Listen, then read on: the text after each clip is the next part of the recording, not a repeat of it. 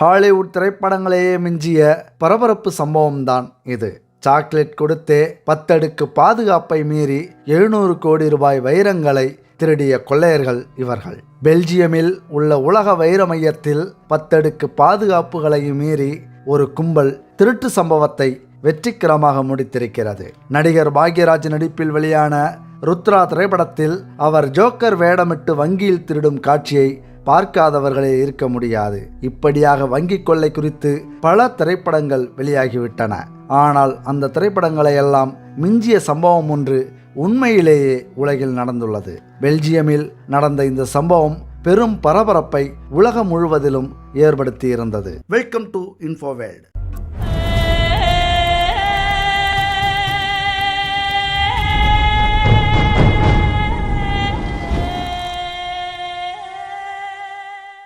Belgium நாட்டில் Antwerp உலக diamond மையம் என்ற ஒரு மையம் இருக்கிறது.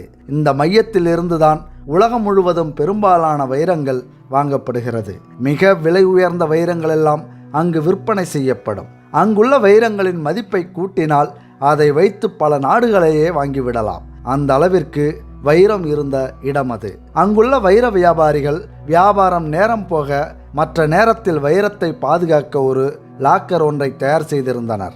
அந்த லாக்கில்தான் ஒட்டுமொத்த வைரமும் இரவு ஒப்படைக்கப்பட்டு மறுநாள் காலை எடுக்கப்படும். அந்த லாக்கர் சுமார் 10 அடுக்கு பாதுகாப்புகளை கொண்டது. டோப்ளர் ரேடர், அதாவது வைரங்கள் இருக்கும் லாக்கர் அறையில் அசைவுகள் இருந்தால் அலாரம் அடிக்கும். இன்ஃப்ராரெட் டிடெக்டர், அதாவது வைரங்கள் இருக்கும் அறைக்குள் நுழையும் கதவிற்கு வெளியே இன்ஃப்ராரெட் சிக்னல் கேமரா பொருத்தப்பட்டுள்ளது. அந்த அறையில் லைட் அல்லது வெளிச்சம் வந்தால் அலாரம் அடிக்கும். செஸ்மிக் சென்சார், அதாவது லாக்கர் கதவில் இருந்த சென்சார் ஆக்டிவாக இருக்கும்போது அசைவு இருந்தால் அலாரம் அடிக்கும். காந்தக்கருவி, அதாவது காந்தக்கருவி ஆக்டிவாக இருக்கும்போது கதவிற்கும் சுவரிற்கும் இடையே மெல்ல காந்த ஈர்ப்பு இருக்கும். அந்த காந்த ஈர்ப்பு கட்டாகிவிட்டாலும் அலாரம் அடிக்கும். 10 லட்சத்திற்கும் அதிகமான சாத்திய மாடல்கள் கொண்ட பூட்டு, செக்யூரிட்டி பின், ஹீட் சென்சிங் கேமரா, அதாவது உயிரினங்கள் லாக்கர் அறைக்குள் உள்ளே வந்தால் அவர்களது உடலில் உள்ள சூட்டை கணித்து அலாரம் அடிக்கும் கருவி என 10க்கும் மேற்பட்ட பாதுகாப்பு வளையங்கள் அங்கு இருந்தன. அது மட்டுமல்லாமல் இந்த அலாரம் எல்லாம் மின்சாரத்தில் இயங்கக்கூடியது என்பதால் அந்த லாக்கர் இருக்கும் பகுதிக்கு 24 மணி நேரமும் தொடர்ந்து மின்சாரம் செல்லும். அப்படி கரண்ட் கட்டு ஏற்பட்டாலும் தொடர்ந்து 2-3 நாட்களுக்கு இந்த அலாரம் எல்லாம் ஆக்டிவேட்டிலேயே இருக்க யூபிஎஸ் வசதியும் இருக்கிறது. அது மட்டுமல்லாமல் இந்த லாக்கர் எங்கு உள்ளது தெரியுமா? உலக வைர மைய கட்டிடத்தின் அண்டர் கிரவுண்ட் தளத்தில் இருக்கிறது. இதுபோக நகைகள் லாக்கில் வைத்து பூட்டப்பட்டவுடன் அப்பகுதி போலீசாருக்கு தகவல் சென்றுவிடும். அவர்கள் இந்த பில்டிங்கை சுற்றி சுற்றி பேட்ரோலில் ஈடுபடுவார்கள். சந்தேகிக்கும் நபரை விசாரணை செய்வார்கள். மறுநாள் அவர்கள் லாக்கரை திறக்கும் வரை இந்த பேட்ரோல் பாதுகாப்பு பணியில் இருக்கும். பிப்ரவரி 14, 2003ஆம் ஆண்டு இப்படியான இந்த வைர மையம் கடந்த 2003ஆம் ஆண்டு பிப்ரவரி மாதம் பிப்ரவரி 14 காதலர் தினமன்று வழக்கம் போல இயங்கியது. அன்று வெள்ளிக்கிழமை என்பதால் அடுத்த 2 நாட்களுக்கு விடுமுறை. 14ஆம் தேதி இரவு முறைப்படி பாதுகாப்புடன் டைமண்ட் நகைகள் கணக்கிடப்பட்டு லாக்கருக்கு பாதுகாப்புடன் கொண்டு செல்லப்பட்டது. லாக்கர் சரியாக 7 மணிக்கு பொருட்கள் எல்லாம் வைக்கப்பட்டு பாதுகாப்பு கருவிகள் எல்லாம் ஆன் செய்யப்பட்டது. போலீசாருக்கும் தகவல் தெரிவிக்கப்பட்டது.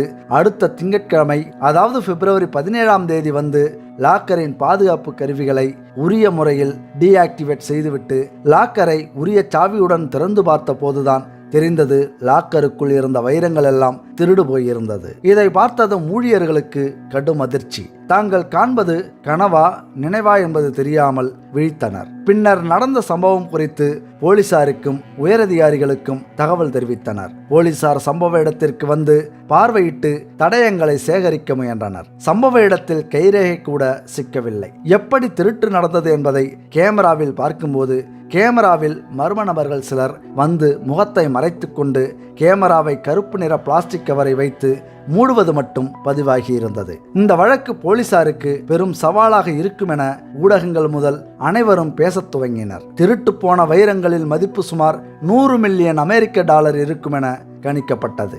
இந்த திருட்டு எப்படி நடந்தது? அலாரங்கள் ஏன் அடிக்கவில்லை? திருடர்கள் எப்படி உள்ளே நுழைந்தார்கள்? எப்படி வெளியே சென்றார்கள்? எதுவுமே போலீசாரால் கண்டுபிடிக்க முடியவில்லை. ஆனால் மறுநாள் போலீசார் அதே பில்டிங்கில் உள்ள லியோனார்டோ நோடார் பார்த்தலோ என்பவர் மீது வழக்கு பதிவு செய்து அவரை கைது செய்து இவர்தான் இந்த திருட்டை செய்துள்ளார் என்று கூறினார்கள். நோடார் பார்த்தலோ என்பவர் அதே கட்டிடத்தில் உள்ள ஒரு வைர வியாபாரி. 3 ஆண்டுகளாக அந்த கட்டிடத்திலேயே வைர வியாபாரம் செய்து வருகிறார். உலக வைர மையத்திலிருந்து வைரத்தை பெற்று அந்த வைரத்தை வெளிநாடுகளில் உள்ள மொத்த வைர வியாபாரிகளுக்கு விற்பனை செய்து வந்தார். அவர் தானே முன்னின்று இந்த திருட்டை நடத்தினார் என போலீசார் கூறினர். அது அங்கிருந்த பலருக்கு அதிர்ச்சியையும் சந்தேகத்தையும் ஏற்படுத்தியது. அதே நேரத்தில் திருட்டு போன வைரங்களில் 20 மில்லியன் டாலர் மதிப்பிலான வைரங்கள் அவர் இடத்திலிருந்து பறிமுதல் செய்யப்பட்டது. கைதுக்கு பின் நோடார் பார்த்தலோ அளித்த வாக்குமூலம் பொதுமக்கள் மட்டுமல்ல போலீசாரையே ஒரு நிமிடம் ஆச்சரியப்பட வைத்துவிட்டது. நோடார் பார்த்தலோ என்பவர் உண்மையில் ஒரு வைர வியாபாரியே கிடையாது. அவர் அந்த கட்டிடத்திற்கு வந்ததே இந்த வைர திருட்டிற்காகத்தான். இந்த சம்பவத்தை நிகழ்த்த சுமார் 3 ஆண்டுகள் தொடர் திட்டங்களை மேற்கொண்டுள்ளார் என்பது அப்போது தெரிய வந்தது. அவர் அளித்த வாக்குமூலத்தின்படி அவர் 3 ஆண்டுகளுக்கு முன்பு இந்த வைரங்களை கொள்ளையடிக்க திட்டமிட்டோம். அதற்கு அங்கிருப்பவர்களின் நம்பிக்கையை பெற வேண்டும் என்பதற்காக என்னை ஒரு சர்வதேச வைர வியாபாரியாக காட்டிக்கொண்டு அந்த கட்டிடத்தில் ஒரு இடத்தை வாடகைக்கு எடுத்தேன். சில நாட்கள் சிறிய அளவில் வைர வியாபாரத்தையும் செய்தேன். சர்வதேச அளவில் வைரங்களை விற்பனைக்கு கொண்டு சென்றேன். அந்த காலங்களில் அங்கிருப்பவர்களின் நம்பிக்கை கிடைத்தது. மேலும் அந்த பில்டிங்கிற்குள் வந்து செல்ல எனக்கு அனுமதியும் கார்டும் கிடைத்தது. இந்த பில்டிங்கிற்குள் புகைப்படம் எடுக்க அனுமதி இல்லை. இருந்தாலும் நான் ஒரு பென் கேமராவை வாங்கி அதை சட்டை பையில் வைத்துக்கொண்டு பில்டிங்கை சுற்றி வருவேன். அதன் மூலம் எந்தெந்த பொருட்கள் எங்கு இருக்குமென திருட்டிற்கு திட்டமிடும்போது உதவியாக இருக்குமென அதை செய்தேன். இரவு நேரத்தில் அந்த கட்டிடங்களில் உள்ள வைரங்கள் எல்லாம் ஒரே லாக்கரில் தான் வைக்கப்படுகிறது என்பதை கண்டுபிடித்தேன். அதன் லாக்கரை பார்க்க வேண்டுமென விரும்பினேன். ஆனால் சிறிய வியாபாரிகளுக்கு லாக்கர் பயன்படுத்த அனுமதி இல்லை. அதனால் அந்த அனுமதியை பெற அங்கு பணியாற்றும் நபர்களிடம் நம்பிக்கையை பெற வேண்டுமென முடிவு செய்தேன். அதன்படி தினமும் பெல்ஜியம் சாக்லேட் வாங்கி வந்து அங்கு பணியாற்றுபவர்களுக்கு கொடுத்து அவர்களுடன் நல்ல நண்பர்களாக மாறினேன். அவர்களிடம் தன் வைரத்தையும் லாக்கரில் வைக்க வேண்டுமென கோரிக்கை விடுத்தேன். அவர்களும் என் நட்பு காரணமாக சிறிய வைர வியாபாரி என்றாலும் எனக்கும் லாக்கருக்கான அனுமதியை வழங்கினர். அதன்படி என்னிடமிருந்த வைரங்களை தினமும் அண்டர் கிரவுண்டில் இருந்த லாக்கரில் வைக்க செல்வேன். மறுநாள் எடுக்க செல்வேன். அப்படியாக அங்குள்ள பாதுகாப்பு கருவிகள் குறித்து அறிந்து கொண்டேன். அதை எப்படி திறக்கிறார்கள், அந்த லாக்கர் எப்படி செயல்படுகிறது என்பதை அறிந்து கொண்டேன். அங்குள்ள பாதுகாப்பு அமைப்புகளை பார்த்த பின்பு அதை தாண்டி எப்படி எடுப்பது என்பதை யோசித்தேன். அதன் பின் இந்த திருட்டிற்காக இத்தாலிய நாட்டைச் சேர்ந்த எலியோ டி ஒனாரியோ, பெர்னாண்டோ ஃபைட்டரோ மற்றும் ஒரு நபரை கூட்டு சேர்த்தேன். அவர்களுடன் சேர்ந்து திட்டமிட துவங்கினேன். குறிப்பிட்ட லாக்கர் போல உண்மையிலேயே ஒரு லாக்கரை வடிவமைத்தோம். அதில் உள்ள அத்தனை வசதிகளையும் எங்களது லாக்கரிலும் இருக்கும்படி பார்த்து கொண்டோம். அதன் பின் எங்கள் லாக்கரை அலாரம் இல்லாமல் திறக்க முயற்சி செய்தோம். சில முறை தோல்விகள் பெற்றாலும் ஒரு வழியாக அதை செய்துவிட்டோம். பின்னர் அதிலேயே பல முயற்சிகள் செய்தோம். அதன் பின் திருடுவதற்காக ஒரு நாள் திட்டமிட்டோம். சனி ஞாயிறு விடுமுறை என்பதால் திருட்டிற்கு நல்ல நேரம் கிடைக்கும் என்பதால் பிப்ரவரி 14ஆம் தேதி திருட்டை நிகழ்த்தலாம் என எண்ணினோம். குறிப்பிட்ட அந்த நாளில் எல்லாம் வழக்கம் போல நிகழ்ந்தது.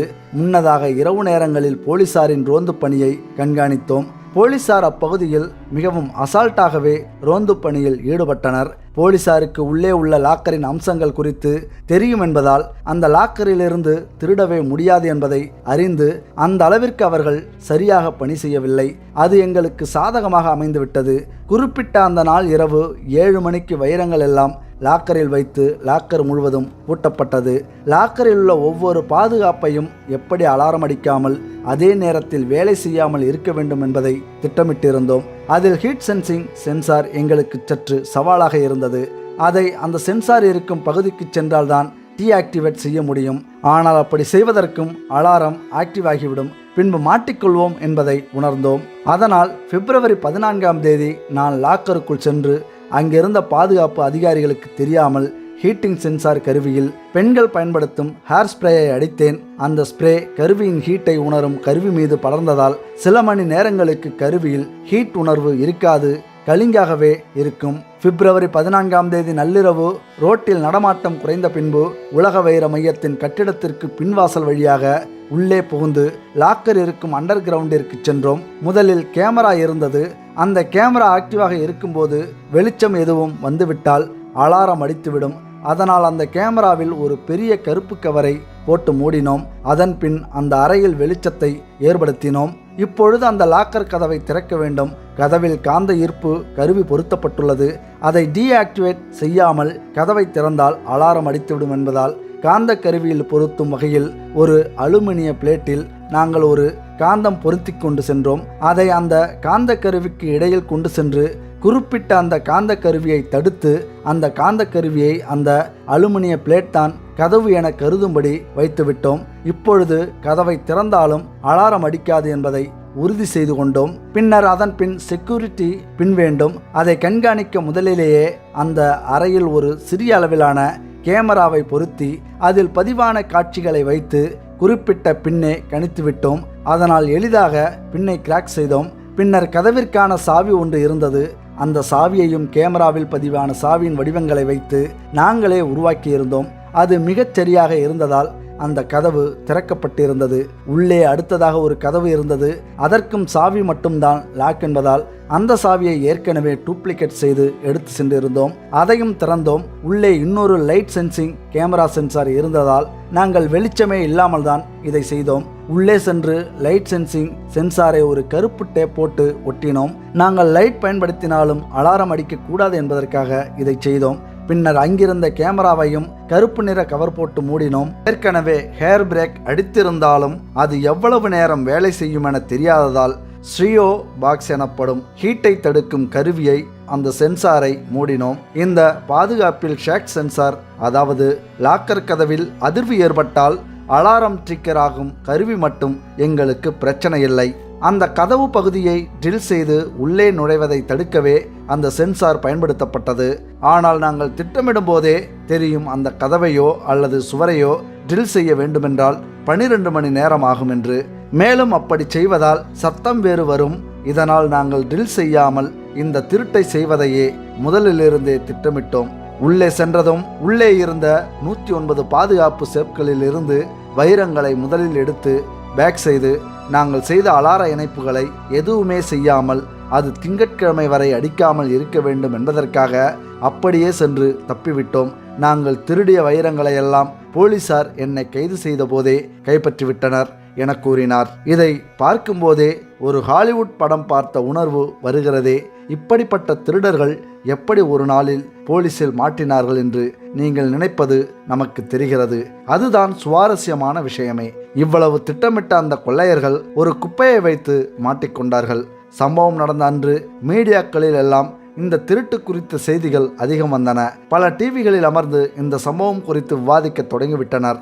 மக்கள் எல்லோருக்கும் இந்த திருட்டு குறித்த செய்தி வைரலாக பரவிவிட்டது. சரியாக சம்பவம் நடந்த அன்று மாலை ஒரு சூப்பர் மார்க்கெட்காரர் ஒரு இடத்தில் கிடைத்த குப்பைகளில் உலக வைர மையத்தில் வைரங்கள் வைத்து பாதுகாக்கப்படும் கேரி பேக்குகள் கிடப்பதை பார்த்துள்ளார். இது குறித்து அவர் போலீசாருக்கு தகவல் சொல்லியுள்ளார். போலீசார் இதை பார்த்ததும் இது திருட்டு போன வைரங்கள் இருந்த கவர்தான் என்பதை பார்த்துவிட்டு உறுதி செய்துவிட்டு அந்த கவரை யார் அங்கு வீசி சென்றார்கள் என அருகில் இருந்த ஒரு கேமராவில் பதிவு செய்யப்பட்டிருந்த காட்சிகளை சோதனை செய்தனர். அதில் சரியாக லியோனார்டோ நோடார் பார்த்தாலோ இந்த குப்பையை வீசி சென்றது பதிவாகி இருந்தது. அதை வைத்துதான் இவரை கைது செய்தனர். பின்னர் அவருடன் கூட்டு சேர்ந்தவர்களையும் கைது செய்தனர். அதிலும் 3 பேரைத்தான் கைது செய்ய முடிந்தது. ஒரு நபரை மட்டும் போலீசாரால் இதுவரை கைது செய்யவே முடியவில்லை. இந்த வழக்கை விசாரித்த கோர்ட் லியோனார்டோ நொடர்பார்தாலோவிற்கு 10 ஆண்டுகள் சிறை தண்டனையும் மற்றவர்களுக்கு 5 ஆண்டுகள் சிறை தண்டனையும் 2005ஆம் ஆண்டு விதிக்கப்பட்டது. 4 பேரும் சிறையில் அடைக்கப்பட்டனர். லியோனார்டோ நோடார்பார்தலோவிற்கு 2009ஆம் ஆண்டு அவருக்கு பெயில் வழங்கப்பட்டது. அப்பொழுது பெயிலில் வந்தவர் ஊடகங்களில் தான் இந்த திருட்டை ஒரு வைர வியாபாரிக்காக இன்சூரன்ஸிற்காக செய்ததாகவும் திருட்டு போனது வெறும் 20 மில்லியன் டாலர் மதிப்பிலான வைரங்கள் தான் எனவும் 100 மில்லியன் என்பது இன்சூரன்ஸ் பணத்தை பெறுவதற்காக அதிகப்படுத்தி சொல்லப்பட்டது எனவும் தெரிவித்தார். அவரது பெயில் கண்டிஷனில் ஊடகங்களிடம் பேசக்கூடாது என கூறியதால் அவரை போலீசார் மீண்டும் 2013ஆம் ஆண்டு கைது செய்தனர். இன்று வரை திருடு போனது 20 மில்லியன் டாலர் மதிப்பிலான வைரங்களா அல்லது 100 மில்லியன் டாலர் மதிப்பிலான வைரங்களா என்பது தெரியவில்லை. ஹாலிவுட் திரைப்படங்களையும் மிஞ்சிய நிலையில் நடந்த இந்த சம்பவம் இன்றும் பலரை வியக்க வைத்து விடுகிறது. இந்த சம்பவத்தில் இன்றும் பல தீர்க்கப்படாத மர்மங்கள் இருக்கின்றன. இந்த வழக்கில் கைது செய்யப்படாத அந்த 5வது நபர் யார்? இவர்கள் 3 ஆண்டுகளாக திட்டமிட்டு இதை செய்தார்கள் என்றால் அந்த இடத்தில் இருந்த ஒருவருக்கும் இவர்கள் மீது சந்தேகம் வரவில்லையா? வைர வியாபாரியே இல்லாதவருக்கு உலக வைர மையத்தில் எப்படி இடம் கிடைத்தது? திருட்டு சம்பவத்தில் அலாரம் அடிக்காமல் இருக்க அலாரம் குறித்த தொழில்நுட்பங்களையும் மற்ற விஷயங்களையும் அவர்களுக்கு சொல்லிக் கொடுத்தது யார்? நொடார் பார்தலோ பெயிலில் இருக்கும்போது இதையெல்லாம் ஒரு வைர வியாபாரிக்காகத்தான் செய்தேன் என்கிறாரே, அப்படி ஒருவர் இருந்தால் அவர் யார்? இன்சூரன்ஸ் மோசடிக்காகத்தான் இந்த திருட்டு நடந்ததா? இந்த கேள்விகளுக்கெல்லாம் பதில் இதுவரை தீராத மர்மம்தான்.